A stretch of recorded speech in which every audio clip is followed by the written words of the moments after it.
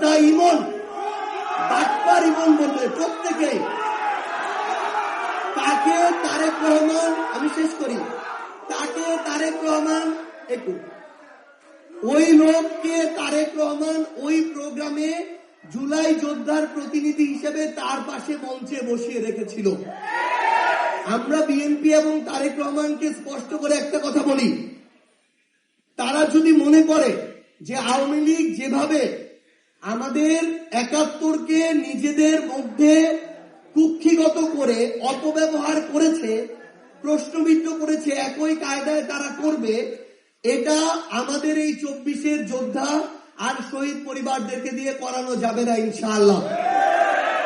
জনাব তারেক রহমান বাংলাদেশের মাননীয় প্রধানমন্ত্রী, তিনি একটি বড় প্রোগ্রাম করেছেন শহীদ পরিবারদেরকে নিয়ে, আহত যোদ্ধাদেরকে নিয়ে। কিন্তু দুঃখজনক হলেও সত্য, আমরা তার উদ্দেশ্যে বলতে চাই, তিনি শহীদ পরিবার এবং আহত যোদ্ধাদেরকে নিয়ে প্রোগ্রামটা করেন নাই, তাদের একটা অংশকে নিয়ে প্রোগ্রাম করেছেন। ওই প্রোগ্রামে শুধুমাত্র যারা বিএনপি করে কিংবা যারা অভ্যুত্থানের পরে নতুন করে বিএনপি করার ইচ্ছা প্রকাশ করেছে তাদেরকে নিয়ে ওই প্রোগ্রামটা করা হয়েছে। এবং মঞ্চে আহত যোদ্ধাদের প্রতিনিধি হিসেবে যাকে রাখা হয়েছে, আমি শুধু একটা উদাহরণ দেই, শহীদ পরিবার এবং আহত যোদ্ধা যে দলেরই হোক, তাদের বিরুদ্ধে আমার একটা কথাও কখনো মন থেকে আসে না, বলতে পারি না। কিন্তু আমি একটা উদাহরণ দেই, গত পরশুদিন প্রেস ক্লাবের সামনে আমার ওলামা অ্যালায়েন্সের ভাইয়েরা আমাদের প্রতিবাদ একটা কর্মসূচি দিয়েছিল, কেন আমার ভাই আলিফের চোখ তুলে নিল ছাত্রদল, এটার বিরুদ্ধে। আমার ওলামা অ্যালায়েন্সের ওই জাস্ট একটা প্রতিবাদ কর্মসূচিতে প্রেস ক্লাবের সামনে জুলাই যোদ্ধা ব্যানারে যার নেতৃত্বে ওইখানে আমাদের ভাইদের উপরে হামলা করা হয়েছে, ওই তথাকথিত জুলাই যোদ্ধায় আহত যোদ্ধাদের যে তালিকা, এই তালিকার ৩ ভাগের ১ ভাগ বিএনপি ওই সিভিল সার্জনকে বলে, ডিসিকে বলে, তাদের দলীয় ছাত্রদল যুব দলের যারা ওই রকম আহত হয়নি তাদের নামের তালিকা সেখানে ইনক্লুড করেছে। আমার কথায় যদি কোনো ধরনের ভুল থাকে আমি মিডিয়াকে অনুরোধ করব আপনারা এর সত্যতা যাচাই করবেন। মনে করি এই অসৎ উদ্দেশ্যের মধ্য দিয়ে নামের তালিকা দীর্ঘ হওয়ার চেয়ে সবচেয়ে বড় ক্ষতি যেটা হবে, আমাদের আহত যোদ্ধা শহীদ পরিবারদের নামের তালিকাটা বিতর্কিত হয়ে যাবে।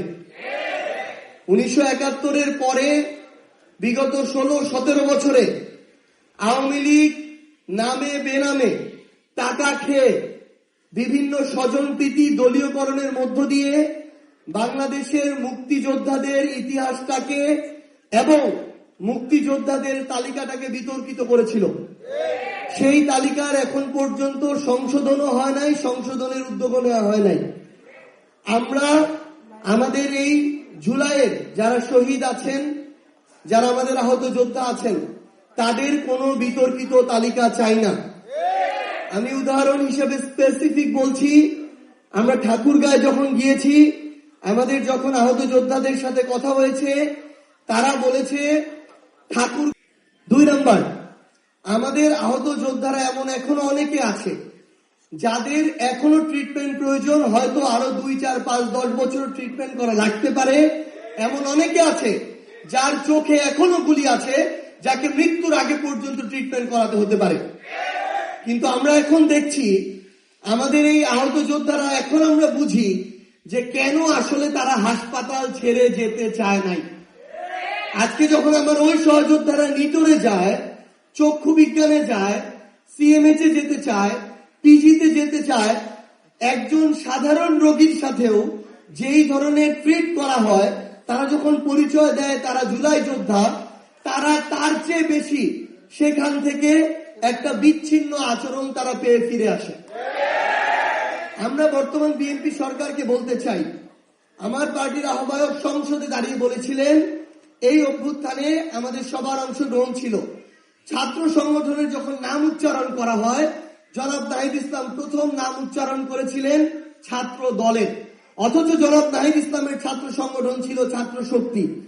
তাহলে এই ধরনের মানসিকতা আমরা আমাদের জায়গা থেকে দেখিয়েছি।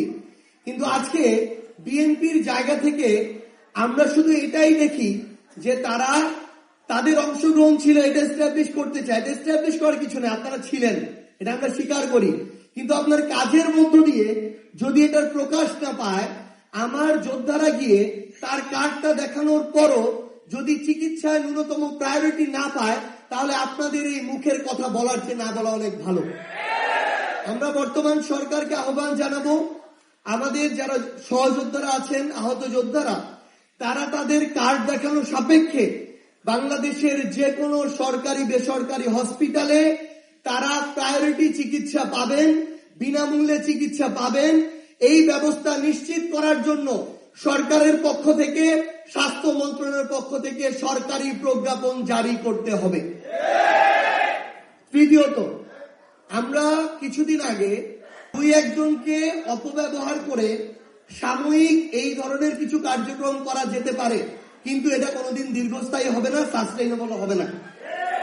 আমি আপনাদের উদ্দেশ্যে শুধু একটা কথা বলি, আজকে আপনারা যারা এখানে উপস্থিত আছেন, আমার সম্মানিত শহীদ পরিবারের সদস্যবৃন্দ, জুলাই যোদ্ধাবৃন্দ, আপনাদের কারোরই এনসিপির শহীদ পরিবার জুলাই যোদ্ধা হওয়ার প্রয়োজন নাই। আপনারা শহীদ পরিবারের প্রতিনিধি হিসেবে থাকেন, জুলাই যোদ্ধাদের প্রতিনিধি হিসেবে থাকেন।